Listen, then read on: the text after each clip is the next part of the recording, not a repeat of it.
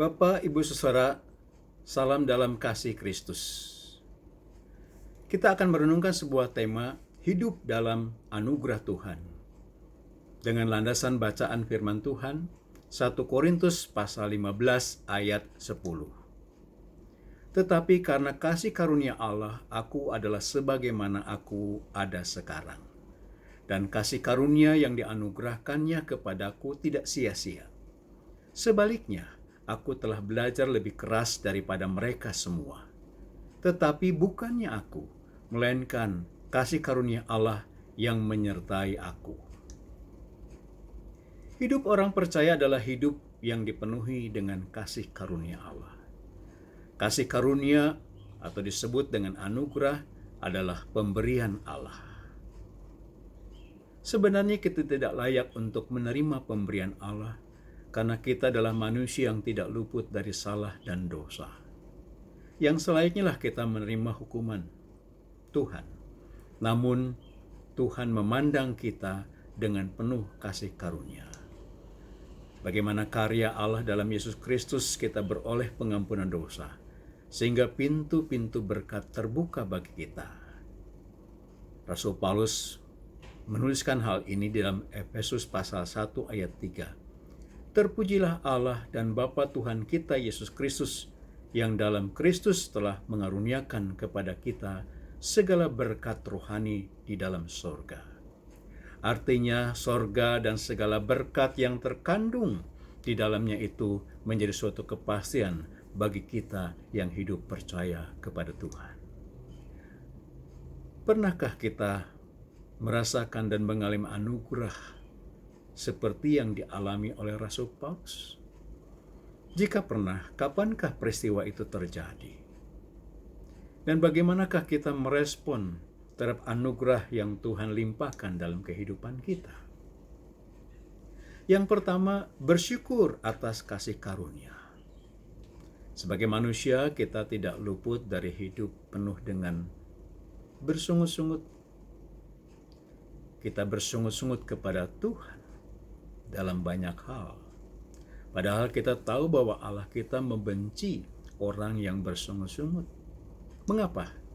Karena bersungut-sungut itu sesungguhnya menyakiti diri sendiri. Bersungut-sungut membuat hidup ini terasa kering dan bahkan tidak ada semangat. Bersungut-sungut ini bisa juga membuat suatu tindakan-tindakan yang menyakiti, melukai orang lain. Orang yang bersungut-sungut juga bisa menyakiti hati Allah. Karena bersungut-sungut itu sesungguhnya menyangkal kemahakuasaan Allah dalam hidup manusia. Mari kita belajar dari Rasul Paulus.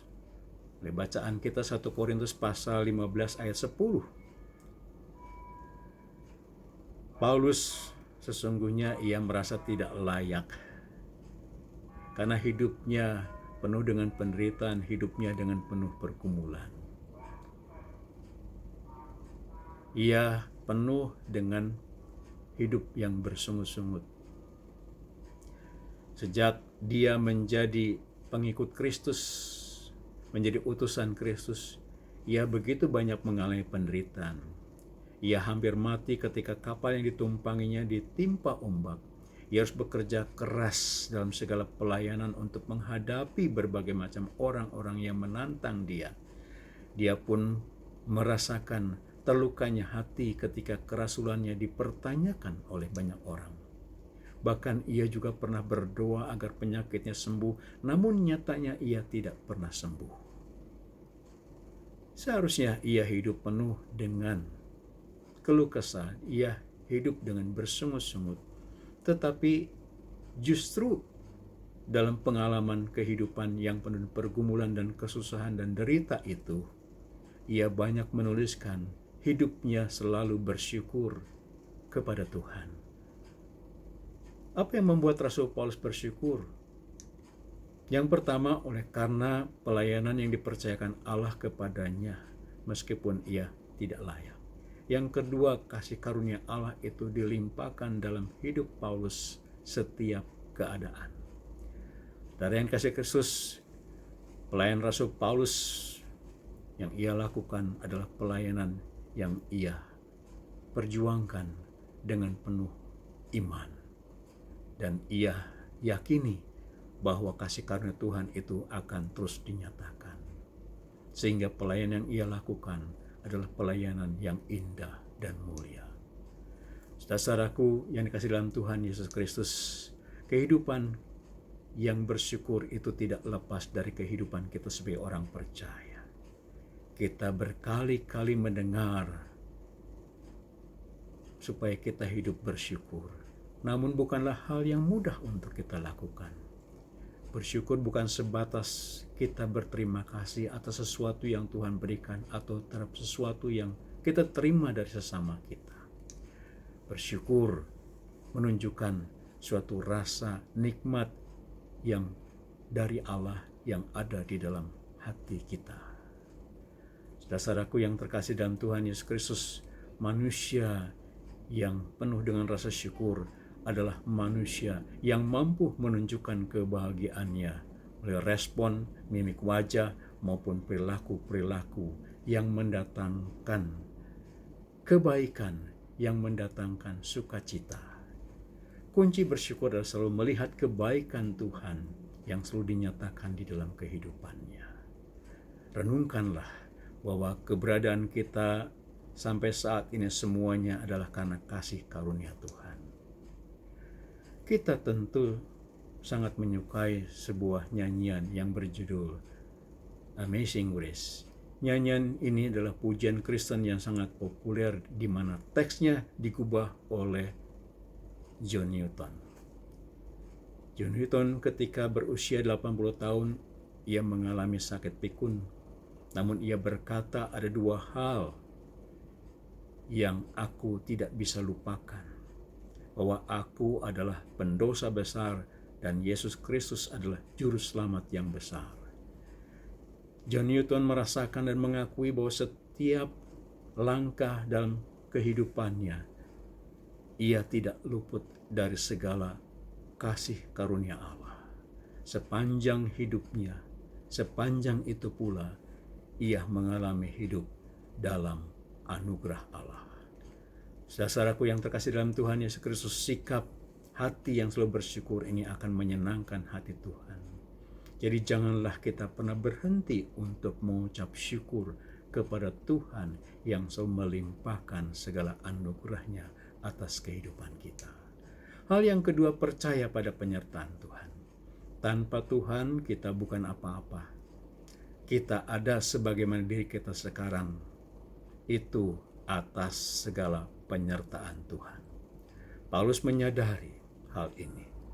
Tetapi karena kasih karunia Allah, aku adalah sebagaimana aku ada sekarang. Dan karena kasih karunia yang dianugerahkan kepadanya, tidaklah sia-sia. Saudaraku yang terkasih dalam Tuhan Yesus Kristus, demikian juga kita ada sebagaimana kita ada sekarang, itu adalah hasil kasih karunia Allah. Hal ini mengingatkan kita bahwa kita sebagaimana ada sekarang itu bukan karena diri kita, bukan karena kehebatan kita, bukan karena kekuatan kita, bukan karena kemampuan kita, tetapi semua semata itu adalah karena kasih karunia Allah. Sudah sepantasnya lah kita menyadari bahwa kita ini tidak mempunyai kehebatan-kehebatan. Hanya Allah lah yang sungguh hebat di dalam kehidupan kita, yang membuat kita lebih baik, yang membuat kita menjadi berarti dan bernilai. Saudaraku yang terkasih dalam Tuhan Yesus Kristus, cobaan dalam hidup kita ini begitu berat. Namun percayalah kita sebagai orang percaya bahwa dalam kehidupan kita ini selalu ada penyertaan Tuhan. Bagi Dialah yang dapat melakukan jauh lebih banyak daripada yang kita doakan atau pikirkan, seperti yang ternyata dari kuasa yang bekerja di dalam diri kita. Efesus pasal 3 ayat 20. Saudaraku, 2 tahun yang lalu setelah pernikahan, Seorang istri yang sangat dicintai suaminya ternyata mengidap kanker yang ganas dan ia menjalani kemoterapi. Ia tidak mudah untuk menjalani dari hari ke hari karena kemoterapi itu membawa dampak derita, membuat badan menjadi lemas, menjadi pikiran-pikiran terganggu, dan kadangkala tidak bisa tidur. Karena itu dengan terpaksa ia harus minum obat penenang agar bisa tidur beberapa waktu, dan setelah itu sepanjang malam ia pun harus tetap bertahan dalam penderitaannya. Namun dalam kelemahan dan ketidakberdayaan ia percaya akan Tuhan yang selalu memberikan kekuatan, dan ia percaya untuk membaca dan merenungkan firman Tuhan setiap hari. Dan firman Tuhan itu memberikan kekuatan, memberikan semangat, dan memberikan keyakinan bahwa di balik semuanya itu ada rencana Tuhan yang indah dalam kehidupannya. Dan karena inilah keajaiban dan kekuatan kuasa Tuhan itu dinyatakan sehingga ia pun sembuh. Namun hidup tidak berlangsung begitu saja. Ia pun menghadapi suatu pergumulan di mana sang suami dan dia merindukan kehadiran seorang anak. Namun dokter mengatakan bahwa hanya 5% saja. Dalam keadaan demikian maka ia pun terus berusaha untuk berobat agar mendapatkan anak. Dan obat yang ia minum setiap saat nampaknya tidak membawa hasil.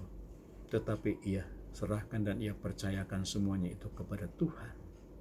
Dan suatu saat ketika ia memeriksa kembali ke dokter, dan dokter menyatakan bahwa ia positif hamil. Dan sejak saat itulah ia menyampaikan sukacita kepada suaminya, dan keduanya mengatakan kami percaya akan penyertaan Tuhan. Saudara-saudaraku yang terkasih dalam Tuhan Yesus Kristus, Yesaya juga pasal 41 ayat 10 mengatakan, jangan takut sebab aku menyertai engkau, jangan bimbang sebab aku ini Allahmu. Aku akan meneguhkan, bahkan aku akan menolong engkau. Saudara, suatu kali seorang maestro piano terkenal mengadakan suatu pertunjukan di sebuah kota. Sebelum pertunjukan itu dimulai, seorang anak kecil naik ke panggung dan ia memainkan piano. Dan saat itulah dibuka layar lampu meneranginya. Dipikir bahwa pertunjukan akan dimulai. Namun yang terjadi justru seorang anak yang bermain piano dengan nada-nada yang sumbang. Namun seorang maestro itu naik ke atas panggung dan ia duduk di sampingnya dan ia bermain untuk mengikuti dan mengimbangi dan menyempurnakan suara-suara sumbang yang dimainkan oleh anak itu dan memunculkan suara-suara nada-nada yang harmonis dan indah, sehingga penonton pun bertepuk tangan dan bersuka cita. Anak ini merasa bangga, tetapi bukan sesungguhnya karena dirinya, melainkan karena sang maestro. Demikian juga sesungguhnya kita pun harus menyadari dalam kehidupan kita ini seperti anak itu. Kita harus menyadari bahwa sepanjang kehidupan yang kita jalani ini, kita tidak terlepas dari campur tangan sang maestro agung kita, yaitu Tuhan Yesus Kristus. Dialah selalu ada di samping kita. Dan dialah Allah yang terus membuat kita melakukan banyak hal menjadi sempurna dalam hidup ini. Dan bahkan karena dia, hidup ini menjadi baik dan indah. Amin.